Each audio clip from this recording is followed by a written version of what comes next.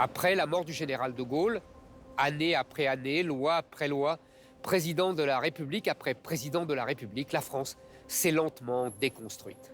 C'est l'histoire de cette déconstruction que je veux vous raconter aujourd'hui. L'histoire de cette plongée dans les eaux glacées de l'individualisme et de la haine de soi. 50 ans de l'histoire de notre pays pour ce que j'ai appelé le suicide français.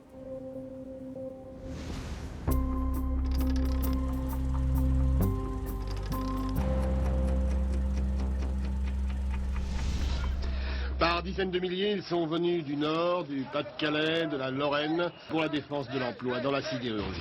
Non au licenciement, chômage ras-le-bol, tels sont les principaux slogans de cette manifestation nerveuse et tendue à Paris.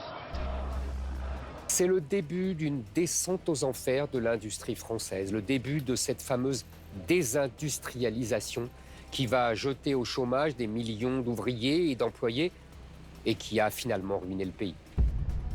Les premiers touchés sont les aciéries de Denain et de Longwy dans le nord et l'est de la France. Les ouvriers en colère ne comptent pas se laisser faire. En mars 1979, une violence ouvrière inouïe s'abat sur la capitale. 116 policiers blessés, une centaine de manifestants également blessés, 54 magasins pillés. Voilà en quelques nombres le bilan des débordements et des violences qui se sont produits hier après la manifestation organisée à Paris par la CGT. Ces gens du Nord et de Lorraine, d'habitude si calmes, si mesurés, sont devenus fous de colère. Ils cassent des vitrines, attaquent des commissariats, saccagent des administrations, occupent des stations de radio, bloquent des trains et des routes. Ils promettent d'ameuter la France entière. L'État n'est pas sourd. Le président Valéry Giscard d'Estaing et le Premier ministre Raymond Barre sont des technocrates libéraux, mais imprégnés d'une tradition colbertiste. Le spectre de mai 68 est encore dans toutes les mémoires et les deux chefs de la droite française décident alors de nationaliser les groupes Usinor et Sassilor pour leur éviter une faillite retentissante. Ils sont convaincus que l'État compensait encore cette tradition française du capitalisme sans capitaux pour faire les investissements exigés par le progrès technique. Mais cette fois, l'État ne pourra empêcher le désastre. Les deux régions les plus touchées par les mesures annoncées, Valenciennes et la Lorraine, comment réagit-on sur place? Comment sont accueillies les nouvelles venues aujourd'hui de Paris? Vu de Longwy, le climat ce soir en Lorraine. Sans doute vous licencier, qu'est-ce que vous allez faire? Je sais pas qu'est-ce qu'ils vont faire. Il y a des gens qui ont des enfants à nourrir encore et tout ça. Moi pour mon compte personnel, j'ai 2 enfants. Avez-vous la possibilité de retrouver du travail dans la région? Sûrement pas. Vous avez l'intention de vous fâcher? S'il le faut. S'il faut, on arrive à ce point-là. Entre avril 1979 et décembre 1980, 21 000 ouvriers sont licenciés à Denain et à Longwy. À chaque fois, le prix social en licenciement, mais aussi le prix financier pour l'État qui se ruine en plan sidérurgique, est toujours plus élevé. La gauche promet monts et merveilles, mais après son arrivée au pouvoir en 1981, ne fera pas mieux que ses prédécesseurs. Elle fusionnera les deux groupes que l'État giscardien avait nationalisés. C'est la fuite en avant par le poids et la taille, toujours plus gros. Pour régler les besoins d'investissement toujours plus importants et tenter de réduire l'endettement. La valse des millions d'argent public donne le tournis, les déficits se creusent. Plus tard, quand il ne restera plus qu'un groupe français, on l'associera, on le fusionnera au luxembourgeois pour former un groupe européen Arcelor, qui lui-même, plus tard, sera avalé par l'Indien Mittal. Un pan de notre industrie nationale vient de s'écrouler. D'autres ne vont pas tarder à suivre. La classe ouvrière est la première victime. La classe moyenne n'a pas encore compris que la fête des 30 Glorieuses était terminée et que son tour viendrait bientôt. En 1997, un coup de tonnerre sonne dans le ciel de l'industrie française. Et cette fois-ci, c'est l'automobile qui est touchée. Louis Schweitzer, le président de la régie Renault, annonce qu'il ferme son site belge de Vilvoorde. J'ai confirmé que cette décision était irrévocable. Les ouvriers d'Outre-Quiévrin sont trop chers. Ils viennent pourtant, quelques années plus tôt, d'accepter de revenir à la journée de 9 heures pour maintenir l'emploi. Schweitzer s'apprête à déménager les usines Renault en Slovénie pour la Clio et en Espagne pour la Mégane. Le vaste monde des ouvriers à bas coût s'ouvre devant Loulou. En France, on est alors en pleine campagne électorale. Lionel Jospin promet que Renault ne fermera pas l'usine. Il est nommé Premier ministre, mais Schweitzer ne cède pas. Il ferme l'usine. 5 ans plus tard, Jospin perdra l'élection présidentielle de 2002 en partie à cause de son impuissance à Vilvoorde. Il théorisera sa soumission face au nouveau maître du monde par cette phrase restée célèbre « Il ne faut pas attendre tout de l'État ». Je crois qu'il ne faut pas attendre tout de l'État ou du gouvernement, il faut aussi que se mobilise à la fois l'opinion et les salariés de l'entreprise. Les années 2000 seront celles du grand déménagement de Renault. Turquie, Brésil, Maroc, rien n'est trop beau, rien n'est trop loin. L'ancienne vitrine sociale court après le low cost. On se moque de désespérés Billancourt. Grande conscience de gauche. Louis Schweitzer ne délocalise pas seulement pour des vulgaires raisons de coûts salariaux, mais aussi par humanisme, pour sortir de la misère des millions de travailleurs turcs, marocains, chinois ou indiens, pour préparer l'avènement de millions de consommateurs qui pourront acheter des voitures Renault quand les ouvriers français ne le pourront plus. À l'arrivée de Louis Schweitzer, en 1986, les effectifs de la régie Renault s'évaluaient à plus de 85 000 personnes. Quand il quitte la régie en 2005, les effectifs sont réduits de moitié, à près de 42 000 personnes. En 20 ans, à la tête de la régie Renault, Louis Schweitzer aura aggravé le chômage en France, accéléré la désindustrialisation et nuit à notre balance commerciale. Le successeur de Louis Schweitzer, Carlos Ghosn, continuera ce travail de réduction des effectifs, les portant à 36 000 personnes en 2019, avant sa démission. La régie Renault est alors la championne du monde des délocalisations. Elle ne fabrique plus en 2024 que 20% de ses automobiles dans son pays d'origine. La désindustrialisation de la France et le délabrement de son économie vont encore s'accentuer fin 2001 lors de l'entrée de la Chine dans l'Organisation mondiale du commerce. 1,3 milliard d'habitants, le pays le plus peuplé du monde, fait une entrée historique. Les experts de l'OMC estiment que cette accession va donner un coup de fouet à l'économie mondiale.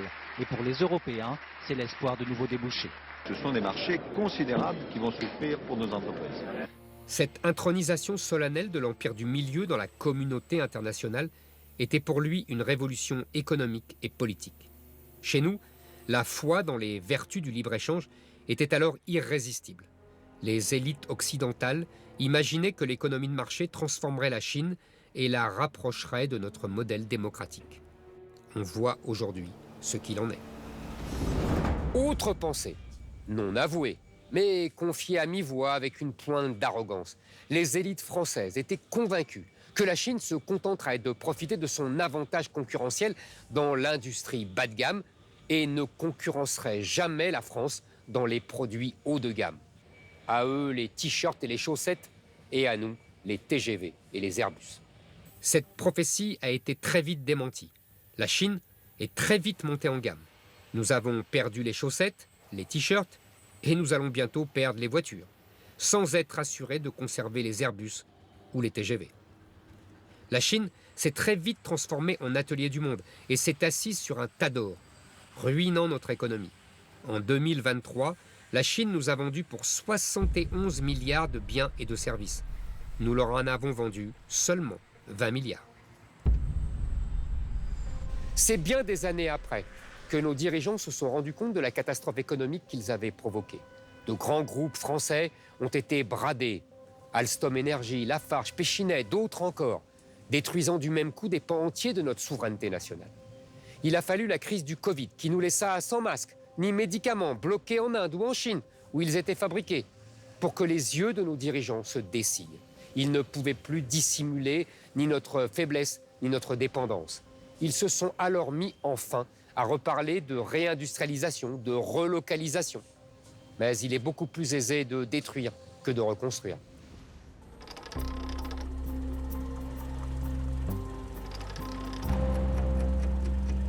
Dans un état extrêmement grave à l'hôpital. Alors depuis hier soir, c'est l'indignation. Indignation dans la communauté juive, bien sûr. C'est la synagogue du 16e arrondissement qui était visée par les tueurs, mais aussi émotion et colère dans tout le pays.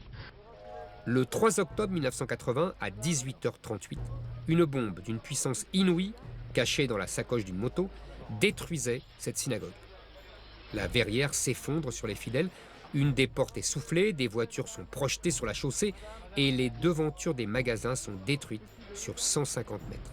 Le bilan est terrible, 4 morts et 46 blessés. Un bilan qui aurait pu être plus lourd. La bombe avait été programmée pour la sortie de l'office. Et heureusement, les fidèles sont sortis en retard. Il y avait 200-250 gosses. Combien d'enfants ont été blessés, ont été emmenés? Les enfants n'ont pas été touchés. Les parents se sont jetés sur les enfants, ils n'ont pas été touchés. C'était le premier attentat antisémite depuis la Deuxième Guerre mondiale. Immédiatement, l'extrême droite et les nazis sont montrés du doigt. Des mouvements de jeunes juifs antifascistes et antiracistes s'empressent de manifester dans les rues de la capitale. Ces jeunes gens en colère n'ont aucun doute sur l'origine des tueurs. L'extrême droite est vouée aux gémonies. C'est évident, cher monsieur, c'est une bombe plantée par nos amis les antisémites et les nazis de France. Que peut-on dire sauf une seule chose et un message pour eux et pour tout le peuple français et pour tous les juifs de France, nous n'avons pas peur. La campagne présidentielle de 1981 commençait à peine. On reproche au président de la République, Valéry Giscard d'Estaing, de n'avoir pas daigné se déplacer. Les réseaux du candidat de gauche étaient à la manœuvre. S'ils accusaient sans la moindre preuve l'extrême droite pour l'attentat de la rue de Copernic, bien relayé par une escouade de journalistes et d'éditorialistes à leur service, c'était pour atteindre par ricochet le président sortant. Non seulement désinvolte, mais vaguement complice. Mitterrand pilonnait Giscard. 2 jours après l'attentat, lors d'un meeting à Tarbes, il rappelait la présence d'activistes d'extrême droite dans les rangs du service d'ordre de Giscard en 1974. L'évidence finit toutefois par s'imposer même aux plus rétifs. L'extrême droite n'avait rien à voir dans cette histoire. Des Palestiniens avaient organisé le carnage. Il s'agit d'un Palestinien âgé aujourd'hui de 55 ans et qui vit au Canada. À l'époque, il était membre du FPLP, un groupuscule terroriste. La bombe posée devant une synagogue avait fait 4 morts. Il faut prendre conscience du fait que la situation actuelle reste fondamentalement différente de celle des années 30. Il n'y a pas un grand mouvement antisémite. Il y a des groupuscules d'assassins, c'est pas la même chose. Ils recommencèrent en 1982, rue des Rosiers, devant le célèbre restaurant Goldenberg. Le président Mitterrand se rendit sur place, se faisant invectiver par des jeunes juifs.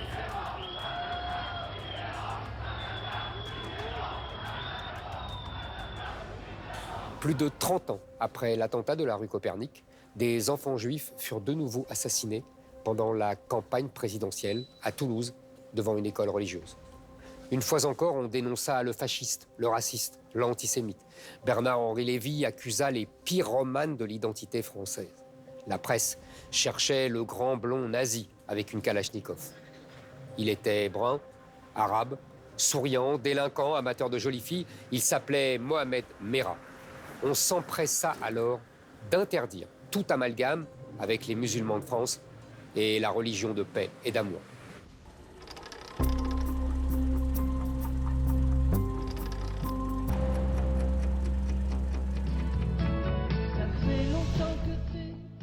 En cette fin d'année 80, la chanson de Daniel Balavoine, « Mon fils, ma bataille », ressemble à la suite de la chanson de Michel Delpech, « Les divorcés ». Après l'espoir de la séparation sans souffrance, la guerre est déclarée pour garder les enfants. Après le temps des illusions, celui des réalités.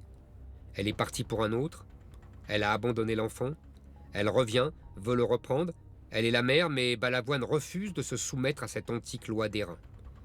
L'absence a des torts que rien ne défend. Jusqu'au bout, cette inversion des rôles et des sexes qui obsède notre temps, dans la mode vestimentaire comme dans la vie professionnelle et sentimentale. Elle est partie, il est resté. Elle bourlingue, il materne. Elle est l'homme, il est la femme. Avec Balavoine, la féminisation progresse et gagne la voix descend jusqu'aux entrailles. J'ai assisté à l'accouchement, bien entendu. Enfin, on avait fait une préparation psychoprophylactique. Et par la suite, je m'en suis occupé autant que j'ai pu. Et je crois qu'actuellement, il y a une redistribution des rôles sociaux. La mère s'éloigne du noyau familial, le père s'en rapproche, s'occupe beaucoup plus des enfants. Seulement au niveau du divorce, ça n'est pas encore passé. Et c'est mon vœu le plus cher que ça passe. Balavoine mourra au début de l'année 86, quand l'hélicoptère dans lequel il survole le désert africain s'écrase. Il voulait installer des pompes à eau au Niger. Il avait découvert l'Afrique, ses habitants, sa misère, grâce au Paris-Dakar. Fou de vitesse, il avait eu envie de s'arrêter.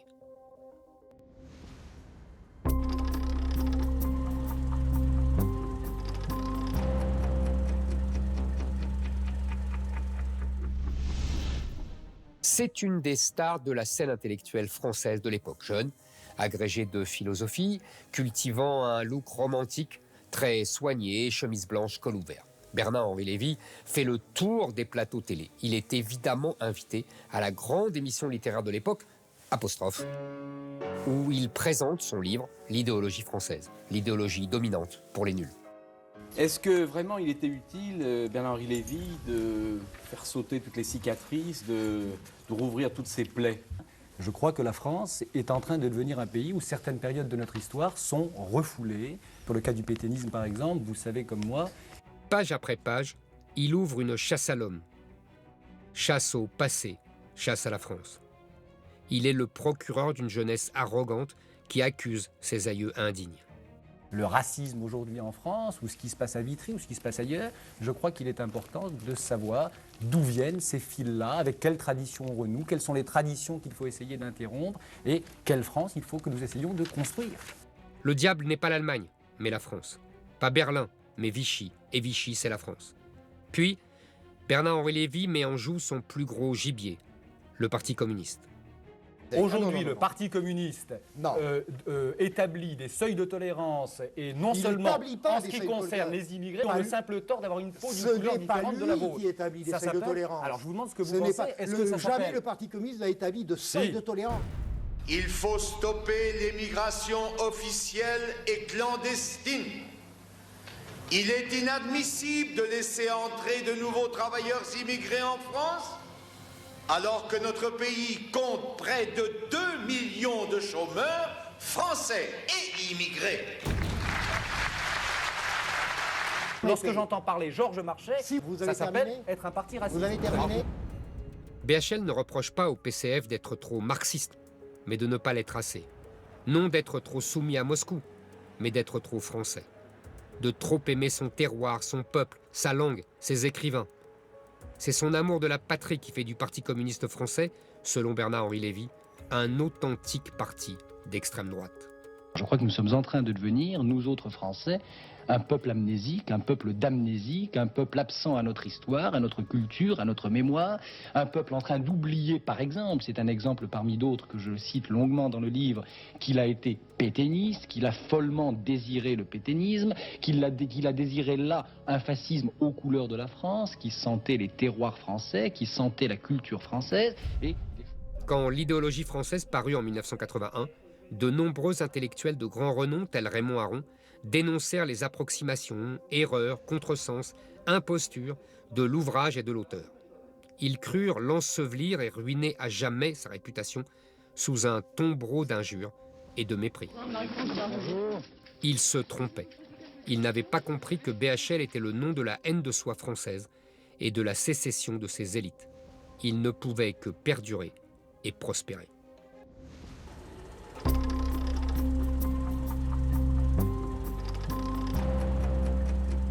Nous retrouverons pour cela Pierre Cangioni. Mais pour l'instant, voici le premier épisode de cette nouvelle série, Dallas, un premier épisode qui a pour titre La fille de Barnes. Il fut l'homme qu'on aimait détester, le salaud magnifique, le célèbre JR.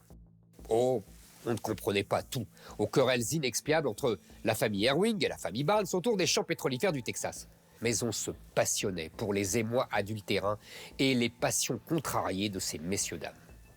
Sexe, argent, la recette était aussi vieille que l'humanité. Mais la puissance de la télévision américaine et le talent de ses escouades de scénaristes donnèrent à Dallas l'aura d'une mythologie universelle.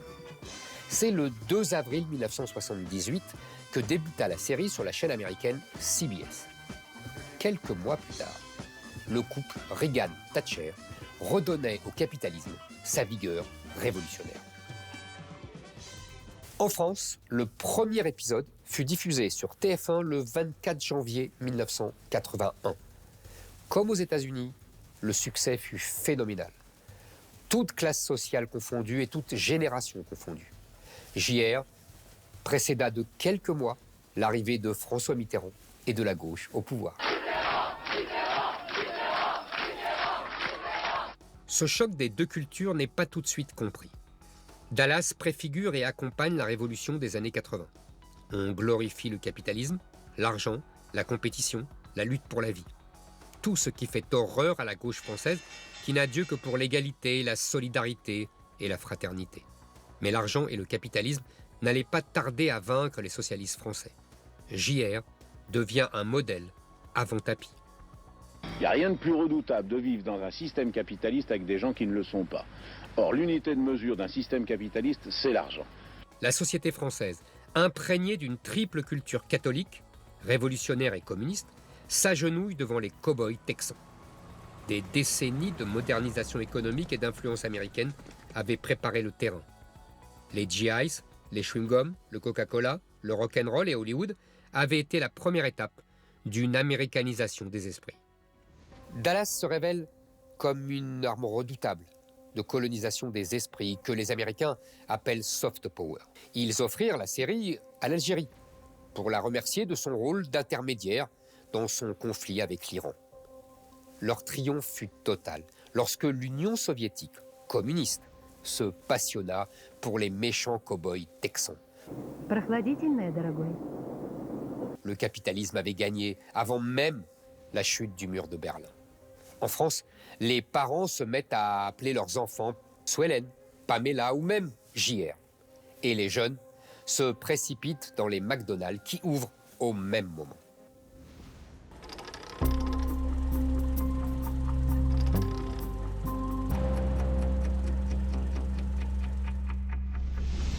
Publié dans les années 50, un roman intitulé Sa Majesté les Mouches contait l'histoire d'enfants abandonnés sur une île déserte à la suite d'un naufrage.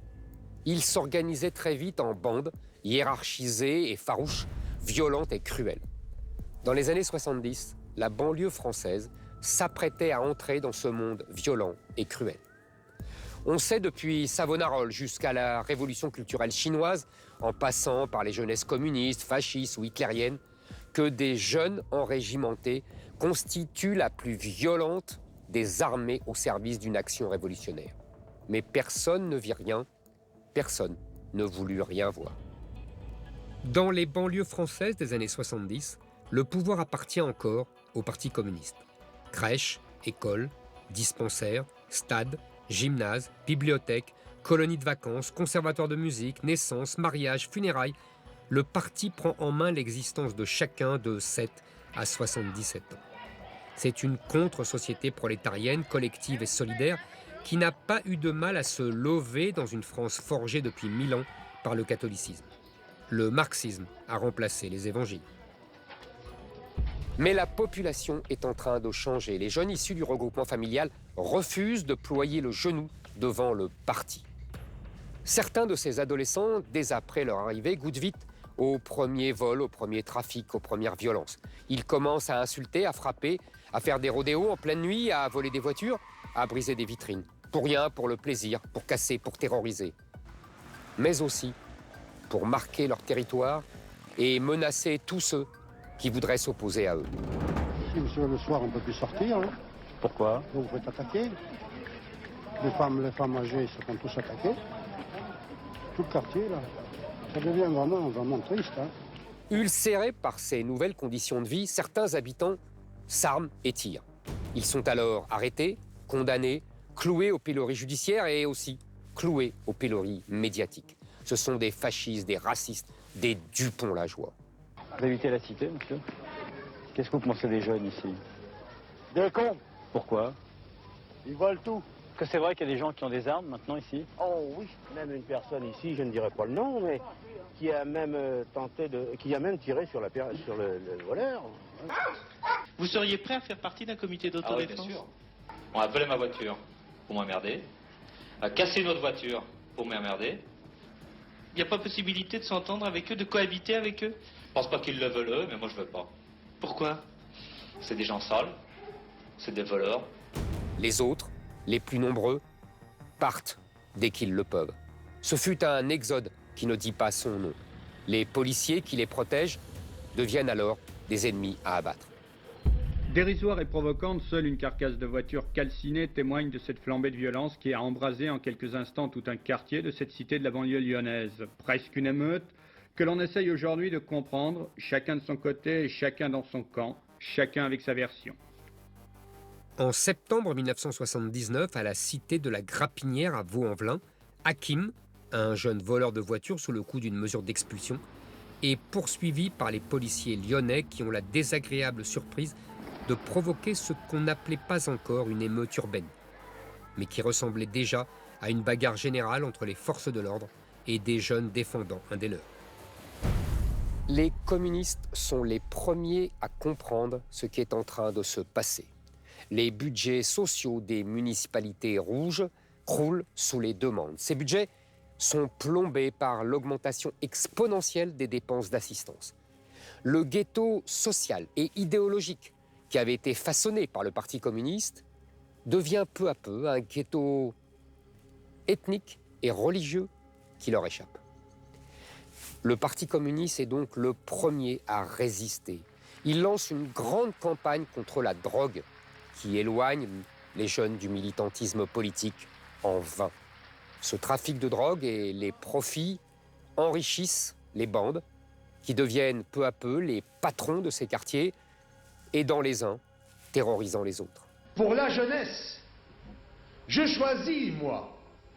Oui, je choisis l'étude, le sport, la lutte et non la drogue. Georges Marchais, le secrétaire général du Parti communiste, axe sa campagne présidentielle de 1981 sur l'arrêt de toute immigration, légale ou illégale. Il avait été traité de raciste par les médias, la droite et la gauche. Diabolisé, il fut Jean-Marie Le Pen avant Jean-Marie Le Pen. Pourquoi faire venir de nouveaux travailleurs immigrés quand il y a déjà près de 2 millions de chômeurs dans notre pays? Les émeutes de Vénissieux marquent le début d'une nouvelle ère de violence dans les banlieues. Elles marquent aussi la fin du combat mené par les communistes pour tenir leur territoire. Au cours de l'été 1981, le secrétaire de la cellule du Parti communiste de Vénissieux abandonne à son tour le quartier. Tard dans la nuit, cette voiture volée, on la retrouvera en train de brûler. Un scénario qui se répète maintenant quasi quotidiennement dans la banlieue de Lyon, à Villeurbanne, à Bron ou à Vaux-en-Velin, et ceci depuis le mois de juillet. Toujours le même scénario. D'abord un vol d'automobile, en général grosse cylindrée, un rodéo dans les rues de la ville, l'incendie de la voiture et enfin des jets de pierre sur les fourgons de police secours à leur arrivée sur les lieux. Le pouvoir a changé de camp. Il n'y a pas eu de plan ni de grand complot, simplement la vie qui avance. Ces jeunes, venus du Maghreb et d'Afrique, font désormais l'histoire. La mémoire de la colonisation qu'ils n'avaient pas connue hante ces jeunes gens. Derrière tout flic, toute injustice, toute insulte, toute violence policière, ils voient la main du colonisateur. Inconsciemment, ou pour certains consciemment, la conquête sur le sol français tient lieu de revanche, de contre-colonisation. L'explosion démographique de l'Afrique, favorisée par la médecine de l'homme blanc, provoquait chez nous un choc migratoire. La démographie, c'est le destin, disent les Américains. La conquête du territoire précède toujours la conquête idéologique, politique, culturelle, civilisationnelle. I like Paris. J'aime Paris. La victoire de François Mitterrand le 10 mai 1981 les soulage. Ils ne seront pas renvoyés. Rassurés sur leur sort, ils s'enhardissent, deviennent menaçants. On ne veut plus voir de flics dans la ZUP, crient quelques jeunes maghrébins des Minguettes en lançant des cocktails Molotov sur la voiture du dernier gardien de la paix qui loge dans le quartier. Le policier déménage. Pas tous les jours au papier, contrôle d'identité, garde-toi, on monte au fourgon et tout, il y en a marre. L'État réagit. le ministre de l'Intérieur, Gaston Defferre, menace d'envoyer les émeutiers dans des camps. Le ministre de la Justice, Robert Badinter, s'y oppose. Le Premier ministre, Pierre Mauroy, arbitre. Tout se termine dans des camps de vacances. Il n'y a pas d'enfants de 8 ans qui soient des responsables ou des criminels. C'est toujours la responsabilité des adultes. Sous la houlette de gentils organisateurs du Club Méditerranée qui initient les délinquants à la randonnée et à la varap. La violence n'est plus réprimée, mais récompensée. Quand on les met dans une banlieue où ils sont obligés de se défendre pratiquement tout seuls à chaque instant où ils vivent, et qu'on les met dans un milieu ici où ils sont encadrés, où ils ont des activités, où ils n'ont pas besoin de se battre pour avoir à manger, ou même pour avoir ce qu'ils veulent, enfin bon, ils n'ont aucune raison d'être agressifs à la limite. Ce sont des enfants exactement comme les autres, sans plus ni moins de problèmes, c'est exactement comme les autres. Les talentueux communicants socialistes habillèrent cette capitulation sous le vocable scintillant de politique de la ville. Banlieue, délinquance et immigration sont alors rassemblés sous un chapeau administratif commun. Cette création de la gauche est ensuite adoptée par la droite. En 2003, Jean-Louis Borloo, ministre centriste du président Chirac, reprend ainsi les antiennes des sociologues sur le nécessaire retour de la rue et les incantations de l'ancien ministre socialiste Michel Rocard sur la rénovation des cages d'escalier. Et je vous assure que quand vous allez avoir les résidentialisations et le bloc central qui va complètement réouvrir le quartier, au moins on fera du bonheur aux gens, à défaut de tout régler.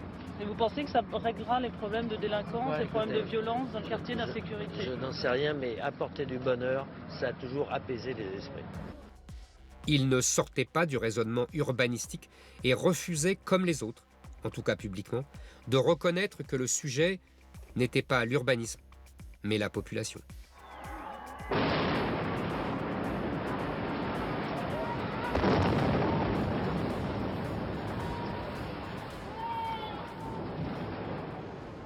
On casse les tours, on détruit, on reconstruit, on reloge.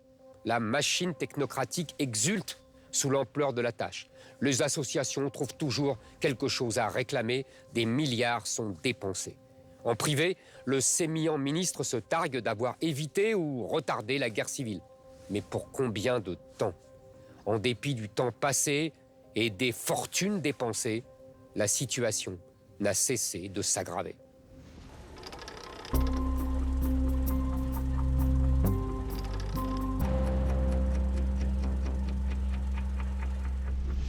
En direct, voilà, cette demi-finale de la Coupe du Monde qui va donc opposer dans quelques instants l'équipe de France à l'équipe de l'Allemagne de l'Ouest. Ce soir-là, le 8 juillet 1982, des millions de Français sont devant leur télévision pour un match de football qui électrise les passions. Une demi-finale de Coupe du Monde historique entre la France et l'Allemagne.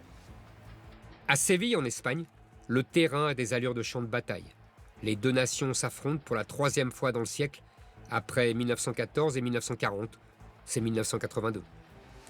Les Panzerdivision allemandes, l'aigle noir impérial cousu sur les maillots blancs immaculés, contre les Piou-Piou, le coq gaulois dressé sur ses ergots, qui avance sous la mitraille, la fleur au fusil. Les troupes françaises affichent les qualités éternelles déjà remarquées par Jules César. Audace, intrépidité, créativité. Leurs défauts aussi, quand l'ivresse du jeu leur fait oublier la discipline. Les Allemands avaient hérité des vertus de rigueur et de volonté farouche d'écraser l'adversaire qui avait fait la gloire du drill prussien sous Frédéric II. Certains dirigeants du football allemand de l'époque avaient officié sous le règne nazi. Le plus grand joueur allemand de l'après-guerre, Franz Beckenbauer, avait prévenu ses jeunes compatriotes. Jouez dur, les Français détestent ça. Le football est devenu meilleur ces dernières années. Il est à présent plus athlétique, plus rapide, plus dur aussi, et c'est ce qui plaît aux gens. La France, c'était l'Union latine chère à Napoléon III. Hidalgo, Platini, Amoros, Gengini, Larios, Tigana, Janvion et Trésor. L'Allemagne, c'était des grands blonds dolicocéphales. L'arbitre s'appelait Corver. Il était hollandais. Ses ancêtres avaient été les sujets de Guillaume d'Orange, l'ennemi juré de Louis XIV.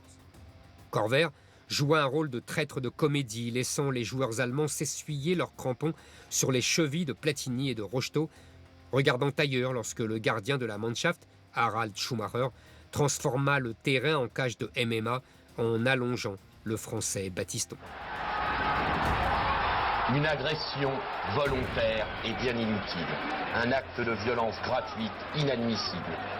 2 dents de cassé, une commotion cérébrale, un geste qui aurait valu l'expulsion. Mais M. Corvair n'en a pas jugé ainsi.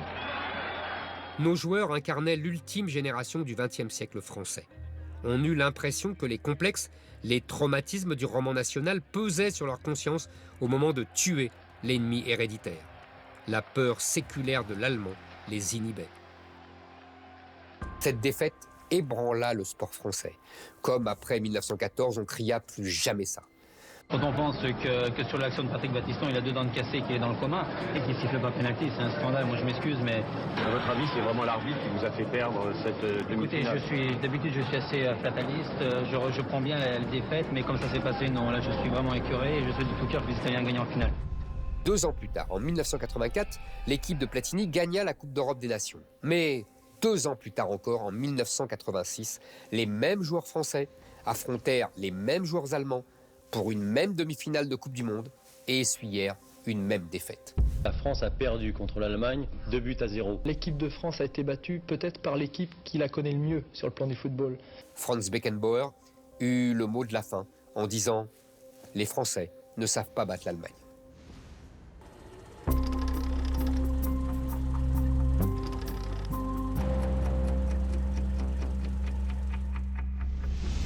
C'est en mars 1983 et non en mai 1981 que marque l'avènement authentique de la gauche au pouvoir. Après 2 ans de réformes sociales et d'embauche dans la fonction publique, la stratégie de relance keynésienne du gouvernement de François Mitterrand est vouée à l'échec. Nous avons réalisé en peu de mois plus de réformes, plus d'avancées sociales que la France n'en avait connues durant un demi-siècle. Mais maintenant, nous avons plus que jamais à vaincre sur 3 fronts. Le chômage, l'inflation, le commerce extérieur. Les déficits du budget et de la balance commerciale battent tous les records. Les réserves de la Banque de France fondent comme neige au soleil. Les 2 dévaluations du franc ne suffisent pas à redresser la barre. La France est menacée de passer sous les fourches codines du FMI. Il est grand temps d'arrêter la machine infernale. Combattre l'inflation, c'est sauver la monnaie et le pouvoir d'achat. Pour sortir de la crise, sans renier le modèle social, le protectionnisme est tentant, mais il risque de détruire la construction européenne et d'éloigner la France de l'Allemagne. François Mitterrand tranche, ce sera l'Europe contre le socialisme. Nous n'avons pas voulu et nous ne voulons pas isoler la France de la communauté européenne dont nous sommes partie prenante. La séparer du mouvement qui porte cette Europe à devenir enfin l'un des grands partenaires du monde. Cette année-là, François Mitterrand abandonne le socialisme et la France au profit de la mythologie européenne et du libre-échange. Ce changement est opéré par l'élite de la gauche, la crème de la crème, sortie des meilleures écoles. Ils avaient pour nom Pascal Lamy, Michel Cantu, Jean Perlevade, Philippe Lagayette.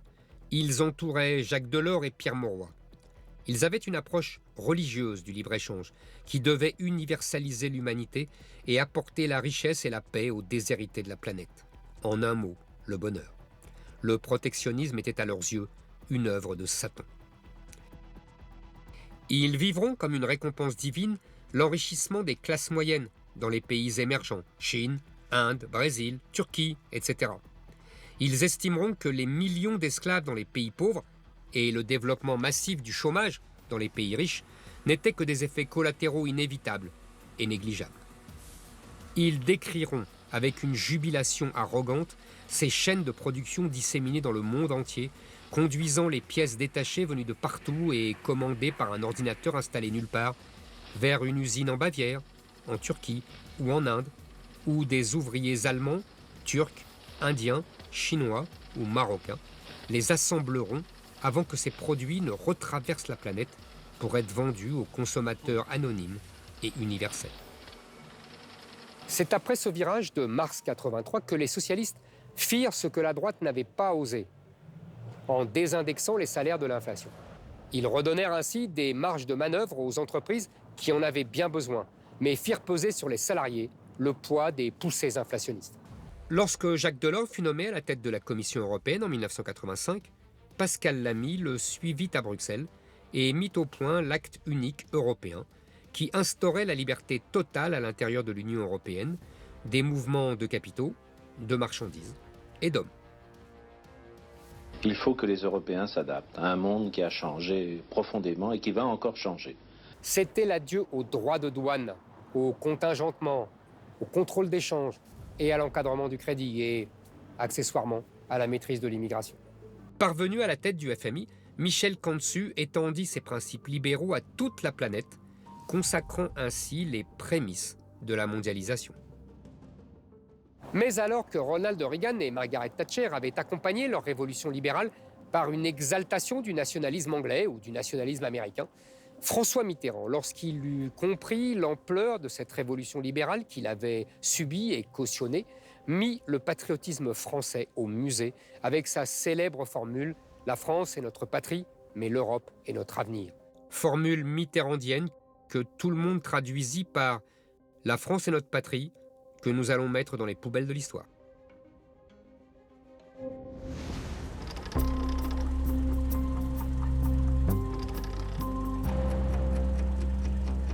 Photographe, caméraman et autres plumitifs, Dreux va essayer maintenant de retrouver son rythme et ce ne sera peut-être pas facile.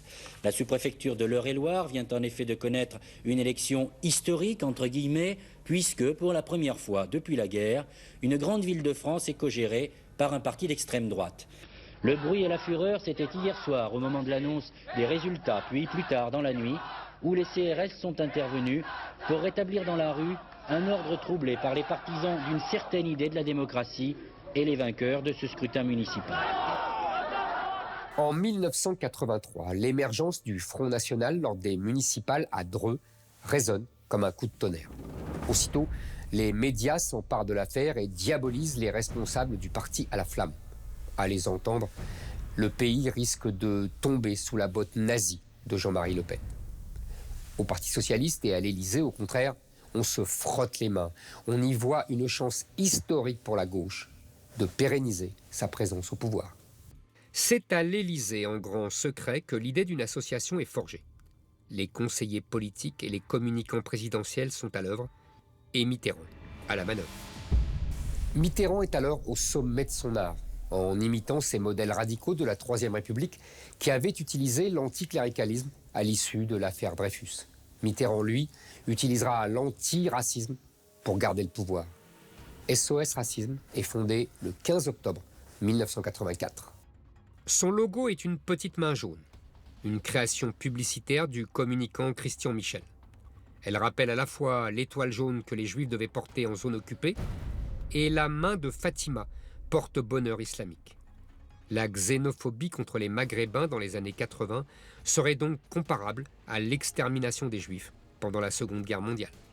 Une confusion historique et intellectuelle, mais d'une redoutable efficacité propagandiste. L'extrême gauche juive, les trotskistes de l'UEJF, sont aux manettes. Ils refusent de différencier entre l'israélite français et l'arabe étranger, les soudant ensemble dans une même posture victimaire et une même hostilité sourde à des Français de souche forcément xénophobes et racistes. Julien Drey est à la confluence de tous ces mouvements. Jeune juif d'Algérie dont le père demeura là-bas pour aider le gouvernement du FLN après l'indépendance. Jeune militant trotskiste rodé aux techniques de l'agite-propre. Enfant de mai 68, doué pour les slogans médiatiques, Julien Drey devient le bras armé de l'Élysée pour démolir des gaullistes revenus au pouvoir avec Jacques Chirac en 1986 lors des élections législatives. Nous pensons qu'il y a aujourd'hui un climat de haine et de violence qui s'est installé et nous pensons qu'il est nécessaire aujourd'hui que partout la jeunesse française soit à côté de toutes les communautés pour exprimer sa haine du racisme. Il en sera récompensé par François Mitterrand en devenant député de l'Essonne. Julien Drey est aux manettes, dans les coulisses. On ne se fait pas d'illusions sur les incontournables tentatives de récupération. Notre problème, c'est de faire en sorte que ces tentatives soient systématiquement mises en échec. Son objectif est d'effacer l'identité française, sa culture, ses mœurs, pour les remplacer par une soupe mondiale. La petite main nous a menés dans tous les pays d'Europe, elle nous a ramené des potes de tous ces pays, et aujourd'hui elle a traversé l'océan, et ça devient un mouvement profond, toute une génération. La machine médiatique de propagande antiraciste s'emballe. Le 15 juin 1985, un énorme concert gratuit est organisé place de la Concorde. Vous le savez, ce mouvement n'appartient qu'à vous qui portez le badge, que vous soyez beurre de Bordeaux, juif de Toulouse, antillais de Brest, vous êtes venus. J'espère qu'il en restera un peu l'année prochaine qu'on fasse encore une autre fête. Rassemblant 300 000 personnes, présentées par Guy Bedos et Coluche, Yves Montand, Patrick Bruel, Richard Berry, Isabelle Adjani occupent les écrans pour délivrer la bonne parole. La plupart étaient des enfants de l'immigration italienne, juive ou kabyle, qui avaient respecté jusqu'alors tous les codes de l'assimilation, francisant leur patronyme et n'évoquant guère leurs origines, ce qui leur permit de recevoir un accueil chaleureux de la part du public français et une immense réussite professionnelle. Mais ce soir-là, ils exaltent leur droit à la différence, contredisant ainsi une tradition séculaire française d'assimilation. Il ne s'agit plus de se fondre dans un moule commun, mais d'affirmer sans gêne ses spécificités, sans se soucier des autochtones. Le mouvement est tendance. Les badges se vendent comme des petits pains, les valises de billets de l'Élysée se mêlent aux liasses distribuées par Pierre Berger, le riche président de la maison de couture Yves Saint-Laurent. Puis, les militants se professionnalisent. SOS Racisme devient une redoutable machine à attraper les subventions des ministères et des collectivités locales. Les parrains de SOS Racisme découvrent les joies de l'argent facile et vivent sur un grand pied. Dans la foulée, un journal est fondé, Globe. Mensuel de gauche antiraciste d'obédience mitterrandienne fondé en novembre 1985 par Georges-Marc Benamou, soutenu financièrement par Pierre Berger et Bernard-Henri Lévy. On peut y lire en guise de profession de foi « Bien sûr, nous sommes résolument cosmopolites. Bien sûr, tout ce qui est terroir, béret, bourré, bignou, bref, franchouillard ou cocardier, nous est étranger, voire odieux. » Sans troupes ni prise réelle sur le terrain, ils déploient un activisme médiatique utilisant un savoir-faire incomparable de manipulation des esprits et deviennent les grands prêtres de la religion antiraciste. Au nom de la République, ils sapent les fondements de la nation française, laïcité et assimilation. Si vous voulez comprendre les années 80, imaginez un adolescent qui fait la fête avec l'argent de papa, mais qui explique à sa petite amie que papa est un vieux con et qui ne comprend rien à l'ère du temps. Voilà l'esprit des années 80, une génération danse sur le toit d'un monde qu'elle n'a pas construit. On hérite d'un monde stable, d'un État solide, de finances en équilibre, et on s'en sert pour tout critiquer, tout consommer, tout renverser. On brade les valeurs, les bijoux de famille. On se moque de l'ancien sacré pour en imposer un nouveau, mais celui-ci intouchable. On se chauffe au nucléaire pour mieux le contester. On manifeste contre le travail pour mieux vivre du travail des autres. On exalte la liberté pour mieux la réduire, l'égalité pour mieux la noyer dans l'égalitarisme et le progrès pour mieux effacer la mémoire. Mais la décennie n'est pas terminée. Le démantèlement va encore s'accélérer. Les années 80, c'est après moi le déluge.